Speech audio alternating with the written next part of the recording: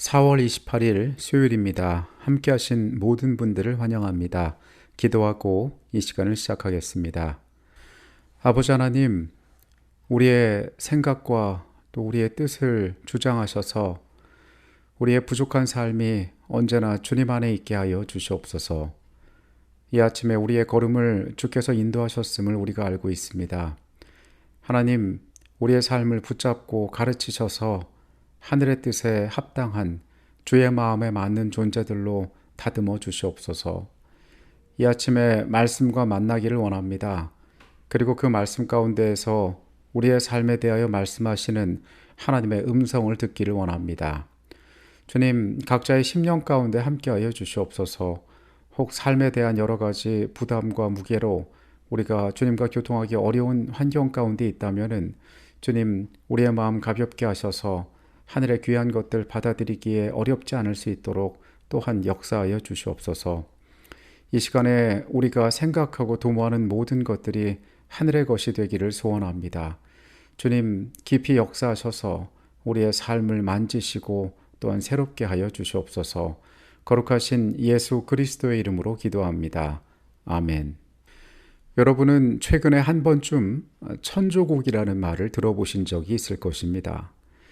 이 천조국이라는 말은 나라를 지칭하는 말인데 미국을 지칭하는 말입니다. 왜 이렇게 독특한 말로 미국을 부르냐에 대해서 살펴보면은 미국이 해마다 지출하는 국방 예산이 한국 돈으로 약 1,000조 원에 달한다는 뜻이라고 합니다. 지난해인 2020년도 미국의 국방 예산은 720억 달러를 넘었다고 합니다. 사람들이 이야기하는 1,000조보다는 조금 부족한 금액입니다. 그런데 이 720억 달러란 돈이 어느 정도의 규모를 가지고 있는지 다른 비교들을 통해서 우리는 발견해 볼 수 있습니다. 한국 정부의 1년 전체 예산은 약 500억 달러가 되지 않는다라고 합니다. 미국의 한 해 국방 예산이 한국 정부의 전체 살림보다 더 큰 것입니다. 그리고 이 700억 달러가 넘는 국방 예산은 전 세계 2위부터 10위까지의 모든 국가들의 국방 예산을 합친 것보다 더 큰 금액이라는 것입니다. 전 세계에 200개가 훨씬 넘는 국가들이 있습니다. 그리고 사람들은 그 나라의 국력을 평가하는 여러 가지 기준에 대해서 말하기도 합니다. 앞서 이야기한 것처럼 강력한 군대를 가지고 있는 나라가 힘이 있는 나라, 즉 강대국일 수 있습니다. 또 어떤 사람은 그 나라의 경제력을 이야기합니다.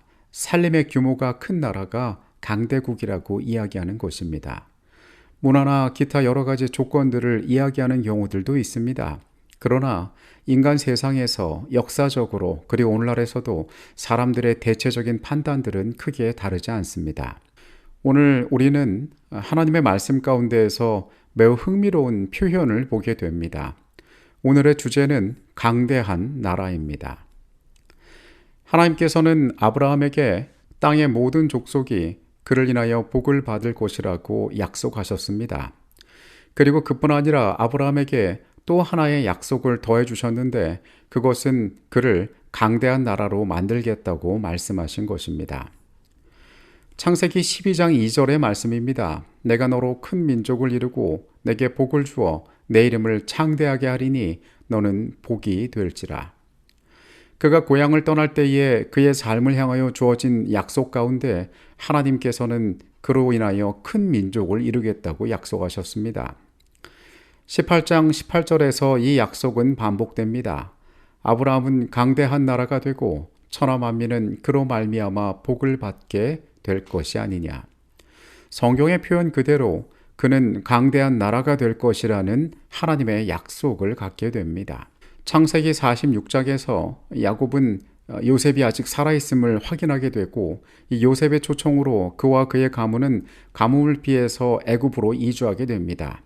주저하는 그에게 하나님께서 나타나셔서 말씀하시는 가운데 이러한 말씀을 하십니다. 하나님이 이르시되 나는 하나님이라. 내 아버지의 하나님이니 애굽으로 내려가기를 두려워하지 말라. 내가 거기서 너로 큰 민족을 이루게 하리라. 우리가 알고 있는 민족 단위의 이스라엘로서 그들의 삶의 모든 여건들이 준비되고 그 민족의 수요가 폭발적으로 증가한 곳은 바로 애굽이었습니다. 고센이라는 땅을 그들의 정착지로 삼고 거기에서 안정적으로 그 땅의 풍요 가운데 그들의 숫자가 증가했기 때문에 그렇습니다. 우리가 창세기의 말씀으로 돌아가서 생각해 볼 때 하나님께서 아브라함에게 이 약속을 주셨을 때에 아브라함은 노년이었고 또 그의 아내가 더 이상 자식을 낳을 소망이 없던 가운데 있기도 하였습니다. 그런데 창세기의 말미에 이르러서 큰 민족을 이루겠다는 그분의 약속은 어느 정도 성취된 것처럼 보였습니다. 그러나 야곱이 경험했던 그 일들이 하나님께서 아브라함에게 주셨던 약속의 성취는 아니었습니다. 하나님의 판단과 생각 그리고 그분의 계획은 인간의 그것과는 달라서 하나님께서 그에게 약속하셨던 강대한 나라가 되겠다는 약속은 우리의 판단과는 다른 것이었습니다. 출애굽기 19장 5절 6절의 말씀입니다. 세계가 다 내게 속하였나니 너희가 내 말을 잘 듣고 내 언약을 지키면 너희는 모든 민족 중에서 내 소유가 되겠고 너희가 내게 대하여 제사장 나라가 되며 거룩한 백성이 되리라. 너는 이 말을 이스라엘 자손에게 전할지니라.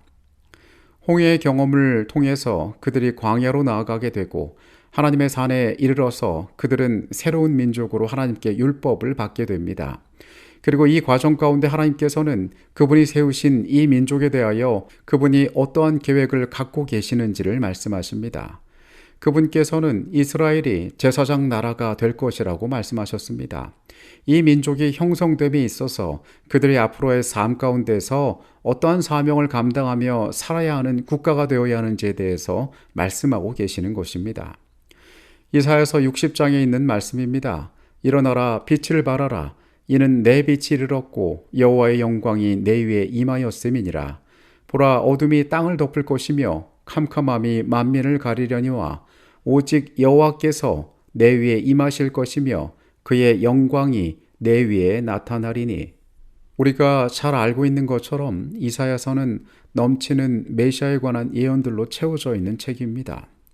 그곳에서 하나님께서는 이 백성들의 사명과 뜻에 대하여 이 땅의 어두움을 밝히는 빛으로 활용될 것이라고 말씀하고 계십니다. 하나님께서 강대한 나라가 되겠다고 말씀하시는 것은 단순히 세상적인 질서의 강국을 말하는 것이 아닙니다.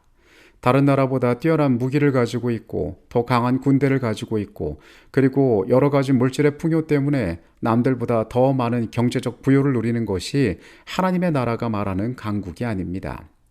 그 나라는 진리를 포함하고 있고 제사장의 역할을 감당하며 어둠에 빛을 비출 수 있는 사명을 가진 나라임을 이야기하고 있습니다. 신명기 4장에 있는 말씀입니다. 너희는 지켜 행하라. 이것이 여러 민족 앞에서 너희의 지혜요 너희의 지식이라. 그들이 이 모든 규례를 듣고 이르기를 이 큰 나라 사람은 과연 지혜와 지식이 있는 백성이로다 하리라. 우리 하나님 여호와께서 우리가 그에게 기도할 때마다 우리에게 가까이 하심과 같이 그 신이 가까이 함을 얻은 큰 나라가 어디 있느냐? 오늘 내가 너희에게 선포하는 이 율법과 같이 그 규례와 법도가 공의로운 큰 나라가 어디 있느냐? 하나님께서는 그분의 백성들에게 율법을 주시고 그 율법에 순종하는 백성들을 큰 나라라고 이야기하십니다. 성경에 나타난 기록들에 의하면 하나님의 목적은 이스라엘이 당신의 축복을 받아 행복하고 건강하며 거룩한 백성이 됨으로써 세상 모든 나라들을 당신께로 이끄는 데 있었습니다. 이러한 나라는 창조주의 뜻에 순종할 때만 그 수반되는 축복을 나타낼 수 있을 것이었습니다. 그리고 그들의 모습을 통하여 천하 만민이 참 하나님을 경배하도록 인도될 것이었습니다. 세상 모든 사람들의 시선들이 이스라엘과 그들이 섬기는 하나님께로 향하게 될 것이며 마침내 세상의 구주이신 메시아를 그들이 발견하고 바라볼 수 있게 되는 것이었습니다. 하나님께서 아브라함을 통하여 주셨던 강한 나라 큰 민족을 이루게 하시겠다는 약속은 바로 이것을 말씀하신 것이었습니다. 그들이 가진 위력과 또 그들이 가진 힘으로 세상을 누르고 그들이 최고의 자리를 차지하는 것이 아니라 그 축복을 세상 가운데 나눠줄 수 있는 모본이 되는 국가를 그분께서 기대하고 계획하셨던 것입니다. 실물교훈 290페이지에 있는 내용입니다. 이스라엘 자손들은 하나님께서 그들에게 정해주신 모든 지역을 점령하도록 되어 있었다. 참 하나님을 경배하고 섬기기를 거절한 백성들은 그 땅을 잃어버리게 되었다. 그러나 이스라엘 백성들을 통해서 하나님의 품성을 그들에게 나타내서 그들로 하여금 하나님께로 이끌려 오도록 하는 것이 하나님의 뜻이었다. 온 세상에 복음의 초청을 보내도록 되어 있었다. 제사제도의 교훈을 통하여 그리스도께서는 만백성 앞에서 높임을 받으시고 그분을 쳐다보는 자는 다 살아야 했다. 가나안 사람 라합과 모압 사람 룻과 같이 우상 숭배에서 돌아와서 참 하나님을 경배하는 모든 사람은 하나님의 택한 백성과 연합할 것이다. 이스라엘 백성의 수요가 증가됨에 따라 저희는 국경선을 점점 넓혀서 마침내 저희의 나라가 온 세계에 미치게 되어야 했다. 하나님께서는 만백성을 당신의 자비하신 통치 아래 두기를 원하셨다. 그분은 이 땅이 기쁨과 평화로 충만하기를 원하셨다. 그분은 사람들이 행복하게 살도록 창조하셨고 사람들의 마음을 하늘의 평화로 채워주시기를 열망하신다. 그분은 이 땅의 가족이 하늘에 있는 대가족의 표상이 되기를 원하셨다.